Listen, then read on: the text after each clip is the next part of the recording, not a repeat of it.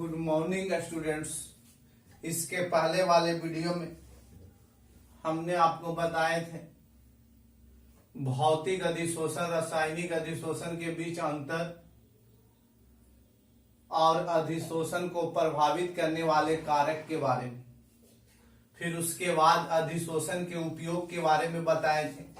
उसमें पहला उपयोग हम आपको बताए थे अक्रिय गैस को, पहला उपयोग बताए थे उच्च निर्वात स्थान के निर्माण।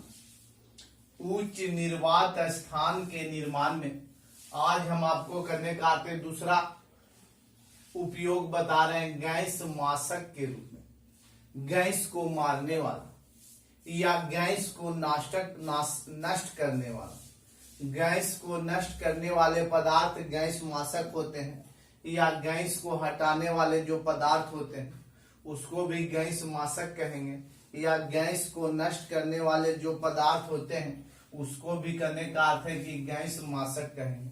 तो करने का अर्थ है कि कोयले के खानों में कभी कभी करने का अर्थ है कि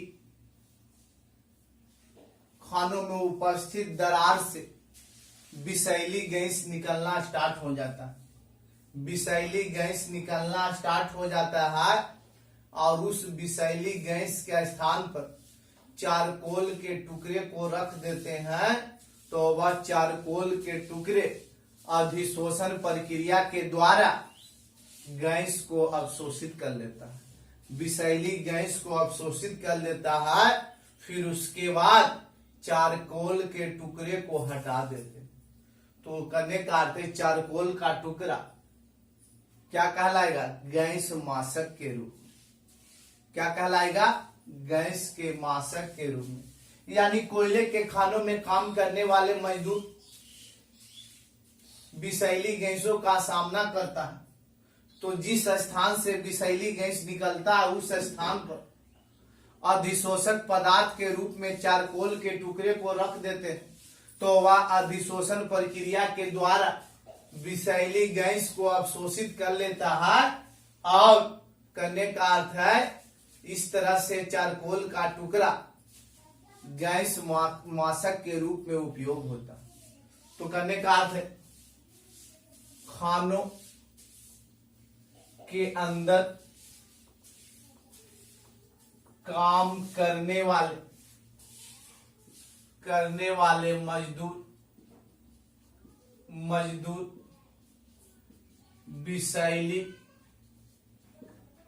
गैसों का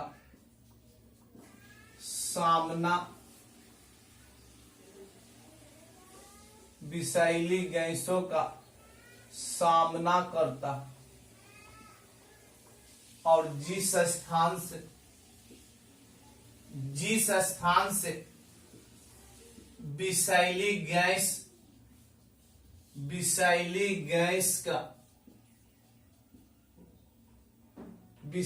गैस निकलता है उस स्थान पर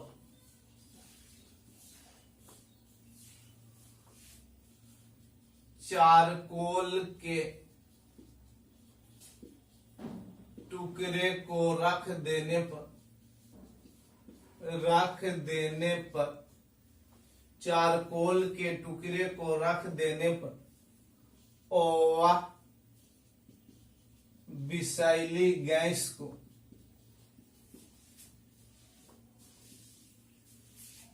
अधिशोषण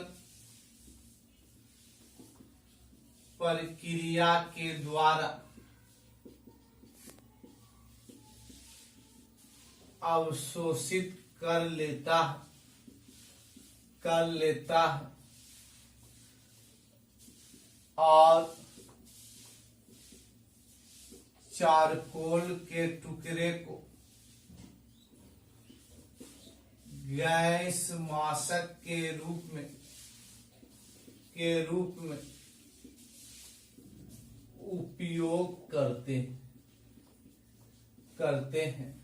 मतलब खानों के अंदर काम करने वाले मजदूर विषैली गैसों का सामना करता है, और जिस स्थान से विषैली गैस निकलता है उस स्थान पर चारकोल के टुकड़े को रख देने पर और वह विषैली गैस को अधिशोषण प्रक्रिया के द्वारा अवशोषित कर लेता है और चारकोल के टुकड़े गैस माशक के रूप में उपयोग होते हैं। चारकोल के टुकड़े गैस माशक के रूप में उपयोग होते हैं। तो दूसरा उपयोग आपको बताया गया अधिशोषण में गैस माशक के रूप में। और तीसरा अक्रिय गैस को पृथक करने में, मतलब अक्रिय गैस को अलग करने में।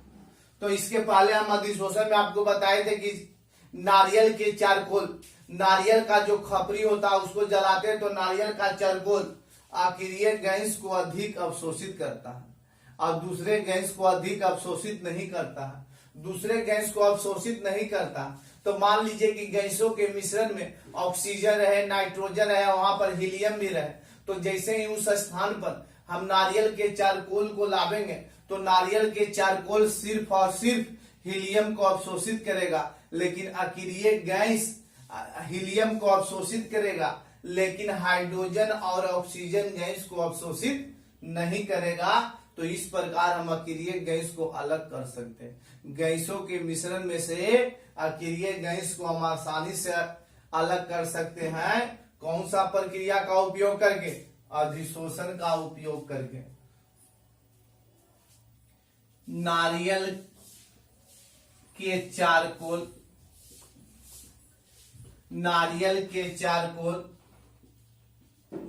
अक्रिय गैस को अधिक अवशोषित करता है लेकिन दूसरे गैस को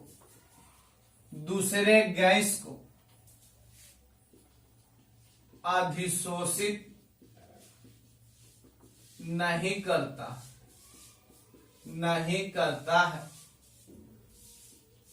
और गैसों के मिश्रण में से अक्रिय गैस को आसानी से अलग किया जाता है। मतलब तीसरा उपयोग बताया अक्रिय गैस को पृथक करने में। तो नारियल के चारकोल अक्रिय गैस को अधिक अवशोषित करता है लेकिन दूसरे गैस को अवशोषित नहीं करता है। और गैसों के मिश्रण में से अक्रिय गैस को आसानी से अलग किया जाता है। कौन सा प्रक्रिया का उपयोग करके? अधिशोषण प्रक्रिया का उपयोग करके।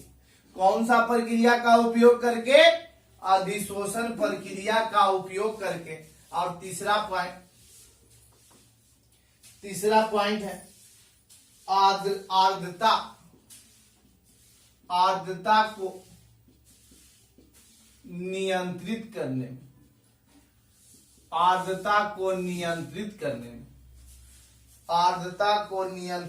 में सिलिका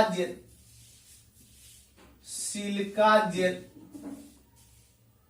या एल्यूमीनियम जेल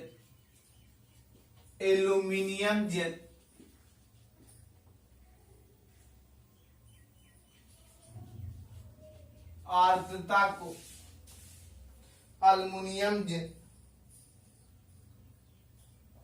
आर्द्रता को अर्थात वायुमंडलीय नमी को अवशोषित कर लेता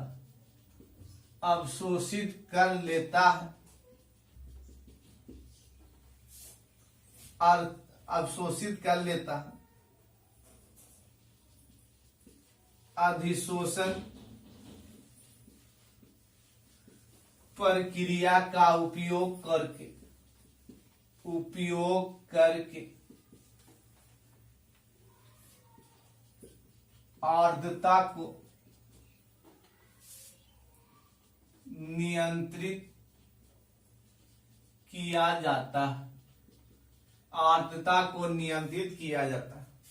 देखिएगा फिर से इसको क्लियर कर देते हैं। गैस माशक के रूप में खानों के अंदर काम करने वाले मजदूर विषैली गैसों का सामना करता है, और जिस स्थान से विषैली गैस निकलता है उस स्थान पर चारकोल के टुकड़े को रख देने पर वह विषैली गैस को अधिशोषण प्रक्रिया के द्वारा अवशोषित कर लेता है, और चारकोल के टुकड़े गैस माशक के रूप में उपयोग होते हैं।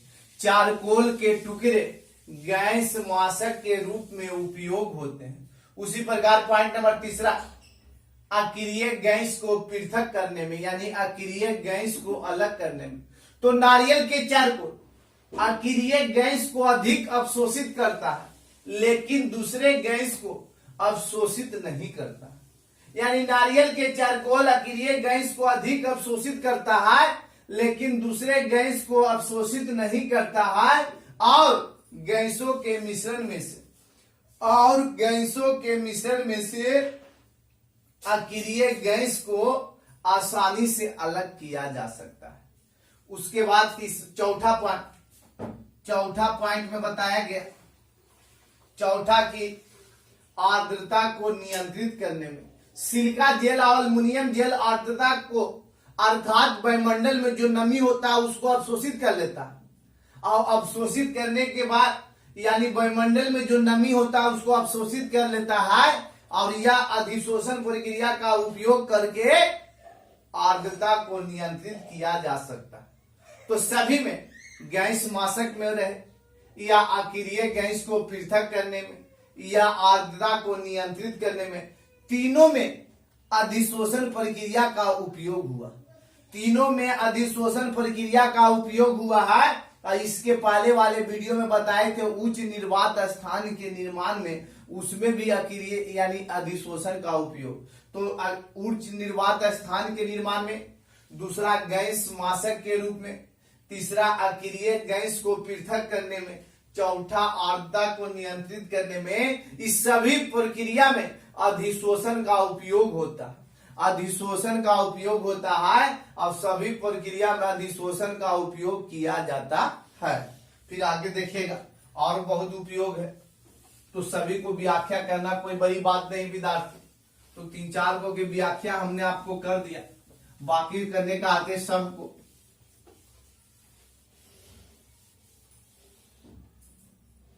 चौथा पॉइंट में रोगों के उपचार में देखिएगा, इसके बारे में बता देते हैं कि करने का अर्थ अगर मान लीजिए किसी भी व्यक्ति विशेष को किसी प्रकार का रोग होता तो उस रोग के संबंधित कीटाणु उसके शरीर में होते। अगर करने का अर्थ है कि किसी भी व्यक्ति विशेष को अगर कोई भी प्रकार का रोग होता है तो उस रोग के संबंधित कीटाणु उसके शरीर में रहता है, और हम करने का अर्थ है उस कीटाणु को अधिशोषण प्रक्रिया का उपयोग करके अधिशोषक पदार्थ द्वारा अवशोषित कर लेते हैं। हम जो दवा खाते हैं वह दवा करने का अर्थ है अधिशोषक पदार्थ है, और वह दवा करने का अर्थ है कि हमारे शरीर में जाता है, और जाने के बाद उस रोग के प्रति जो भी कीटाणु होते हैं वह दवा उसको अधिशोषित कर लेता है, उसको अवशोषित कर लेता है, और अवशोषित करके आसानी से नष्ट कर देते हैं, और रोगों का उपचार करने में आसानी होता है। तो अधिशोषण प्रक्रिया का उपयोग रोगों के उपचार में भी किया जाता है, कि हमारे शरीर में जो भी किसी भी प्रकार का रोग होता है तो उसके संबंधित कोई भी कीटाणु हमारे शरीर में रहते हैं तो हम दवा के रूप में अधिशोषक पदार्थ को खाते हैं, और वह अधिशोषक पदार्थ अधिशोषण प्रक्रिया का उपयोग करके कीटाणु को अवशोषित कर देता है और नष्ट कर देता है, और रोगों का उपचार आसानी से होता है। रोगों का उपचार आसानी से होता है। पॉइंट नंबर 5, फेन उत्प्लावन विधि में। फेन उत्प्लावन विधि में बताया जाता है कि फेन उत्प्लावन विधि में जो भी करने का अर्थ है कि झाग होता है, जो झाग होता है वह करने का अर्थ है वह झाग करने का अर्थ है बनता है, तो वह झाग क्या करता है, अधिशोषण प्रक्रिया का उपयोग करके करने का अर्थ है शुद्ध पदार्थ उसमें होते हैं, तो करने का अर्थ है जो शुद्ध अवयव होता है उसको अवशोषित कर लेता है, और वह झाग शुद्ध अवयव को अवशोषित कर लेता है और अशुद्ध अवयव पात्र के पेंदी में बैठ जाता है। तो फेन उत्प्लावन विधि में भी अधिशोषण प्रक्रिया का उपयोग किया जाता है। तो मुख्य रूप से आपको बताया गया 5 को बताया गया विद्यार्थी, 6 को हो गया, 4 को तो पहले बताए, 5 और 6 इसमें से करने का अर्थ है किसी भी 3-4 को के बारे में व्याख्या करना। रोगों को उपचार करने में भी अधिशोषण का उपयोग होता है, फेन उत्प्लावन विधि में भी अधिशोषण का उपयोग होता है, उच्च निर्वात स्थान के निर्माण में भी अधिशोषण का उपयोग होता है, गैस माशक के रूप में भी अधिशोषण का उपयोग होता है। फिर उसके बाद करने का अर्थ है आगे बताया गया अक्रिय गैस को पृथक करने में भी अधिशोषण का उपयोग होता है, आर्द्रता को नियंत्रित करने में भी अधिशोषण का उपयोग होता है। तो ये तो आपको बताया गया अधिशोषण का उपयोग। तो अधिशोषण के बारे में हमने पूर्ण रूप से जानकारी प्राप्त कर ली है। अब हम करने का अर्थ है अधिशोषण के बाद करने का अर्थ है एक पॉइंट और है जिसका नाम है अवशोषण। अवशोषण जिसको एब्जॉर्प्शन कहते हैं, एब्जॉर्प्शन। तो करने का अर्थ है अधिशोषण और अवशोषण में क्या अंतर होता है।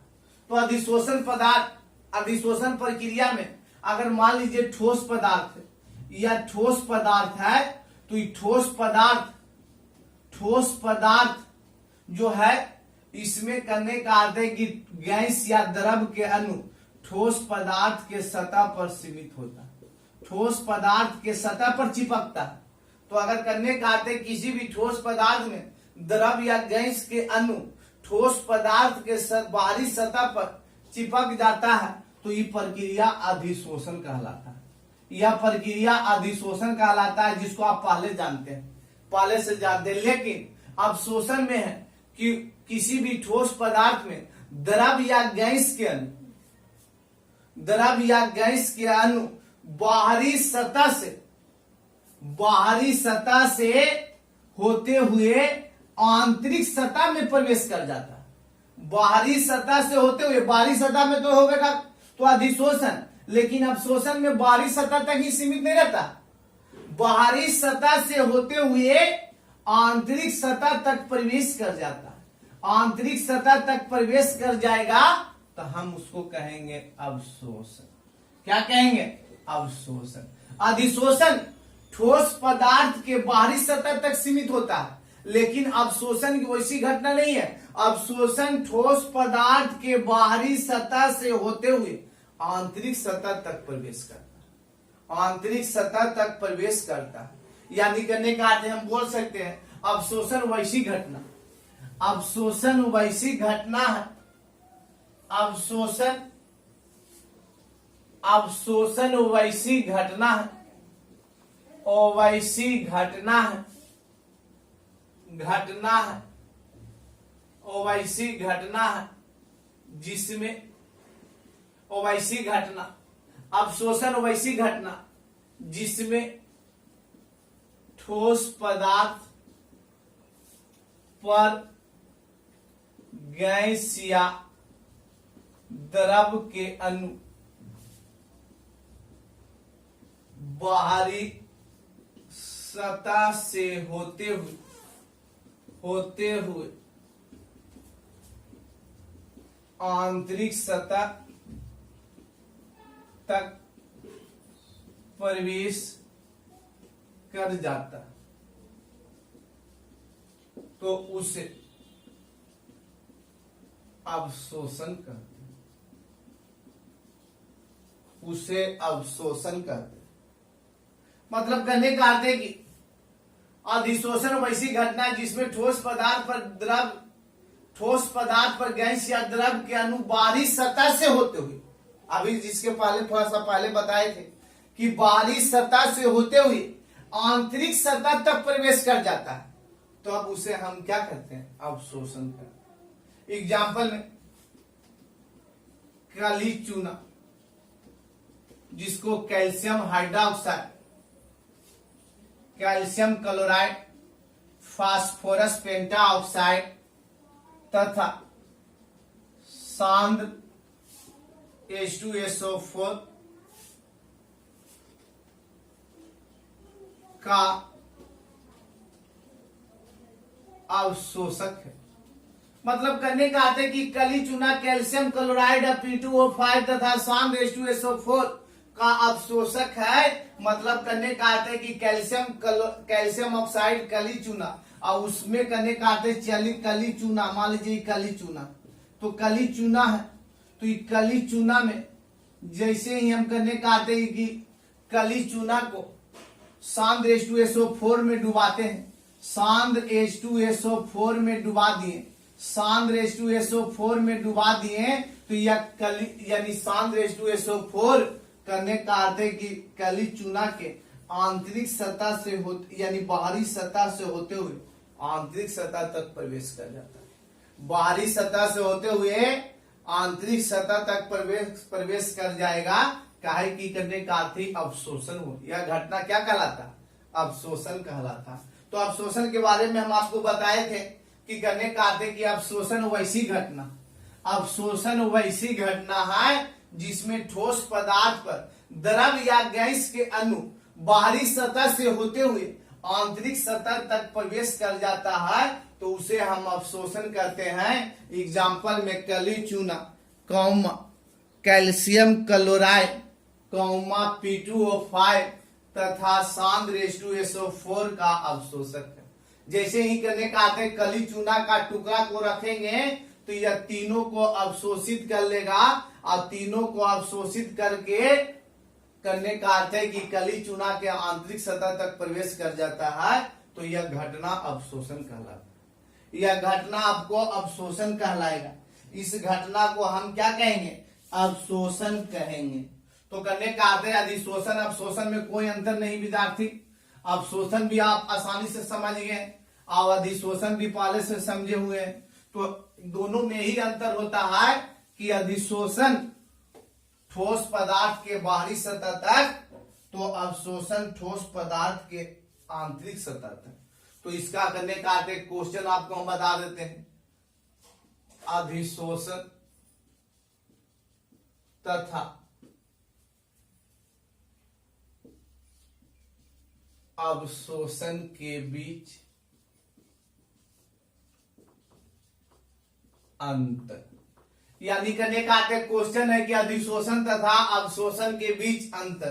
तो जब भी अंतर पढ़ना है, अंतर लिखना है, तो कॉलम पढ़ा जाता है कॉपी के बीच में से। पहला में अधिशोषण के बारे में बता देंगे और दूसरा कॉलम में अवशोषण के बारे में बता देंगे, तो वह अंतर हो जाएगा। तो पहला अंतर तो आसानी से आप लिख सकते हैं कि बताइए यह घटना ठोस पदार्थ के बाहरी सतह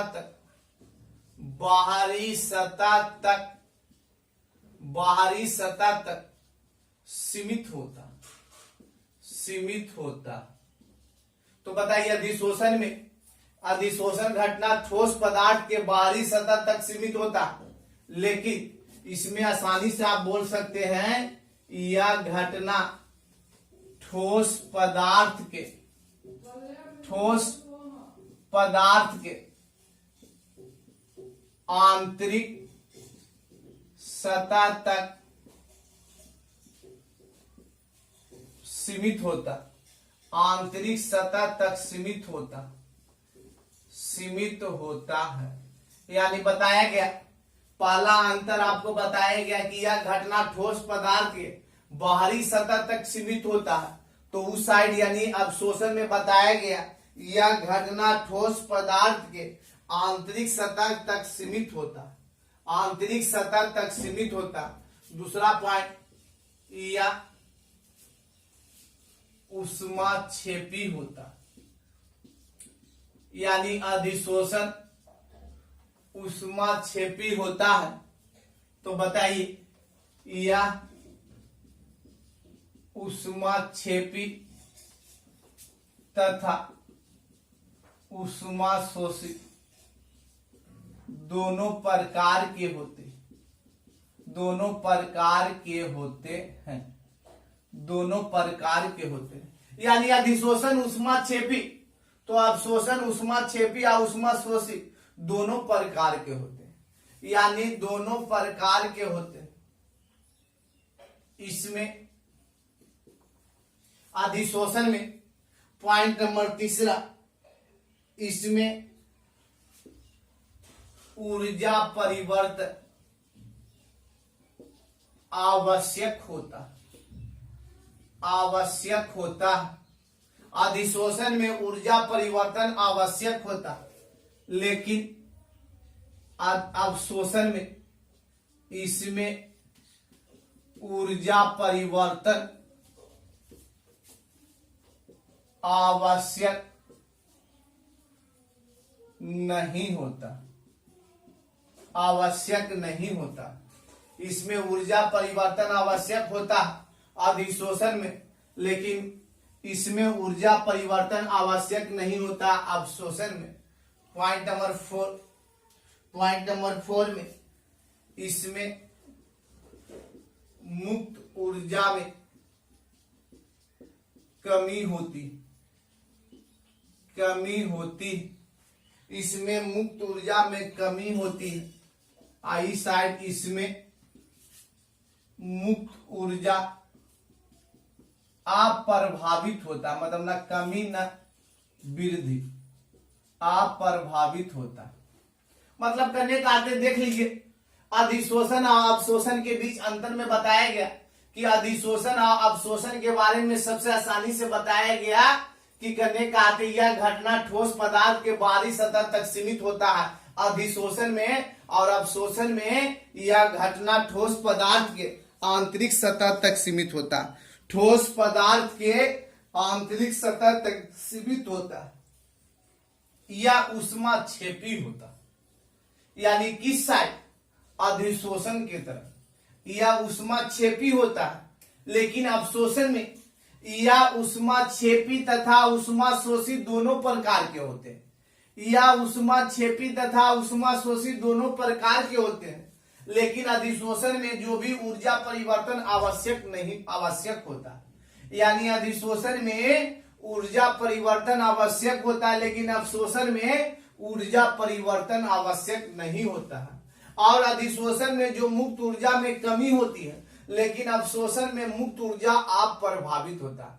अप्रभावित का मतलब ना कमी ना वृद्धि, नहीं कमी नहीं क्या वृद्धि। तो कोई विद्यार्थी अगर आपसे पूछेगा कि बताओ अधिशोषण तथा अवशोषण के बीच अंतर, तो आप आसानी से बता सकते हैं कि अधिशोषण करने का अर्थ है ठोस पदार्थ के बाहरी सतह तक सीमित होता है, तो अवशोषण ठोस पदार्थ के आंतरिक सतह तक सीमित होता है। अधिशोषण ऊष्माक्षेपी होता है, तो अवशोषण ऊष्माक्षेपी तथा ऊष्माशोषी दोनों प्रकार के होते हैं। फिर कहने का अर्थ है अधिशोषण में ऊर्जा परिवर्तन आवश्यक होता है। अधिशोषण में ऊर्जा परिवर्तन आवश्यक होता है, लेकिन अवशोषण में ऊर्जा परिवर्तन आवश्यक नहीं होता। अवशोषण में ऊर्जा परिवर्तन आवश्यक नहीं होता है। फिर पॉइंट नंबर 4 में इसमें मुक्त ऊर्जा में कमी होती है। यानी अधिशोषण में मुक्त ऊर्जा में कमी होती है। अधिशोषण में मुक्त ऊर्जा में कमी होती है, लेकिन अवशोषण में मुक्त ऊर्जा अप्रभावित होता है, यानी ना ही कमी ना ही वृद्धि। तो इस प्रकार आज हम आपको इस वीडियो में अधिशोषण का उपयोग बताएं, उसके बाद करने का अर्थ अवशोषण के बारे में बताया गया, और उसके बाद अधिशोषण तथा अवशोषण के बीच अंतर बताया गया। तो इस सभी पॉइंट को, इस सभी टॉपिक को आप देख लीजिए, और उसके बाद अगर समझ में आ जाए तो उसको फिर आसानी से अपने कॉपी में लिखिएगा। उसे अपने आसानी से अपने कॉपी में लिखिएगा, जिससे आपको आगे जाके दिक्कत नहीं होगा। फिर हम आपसे मिलते हैं अगले वीडियो में।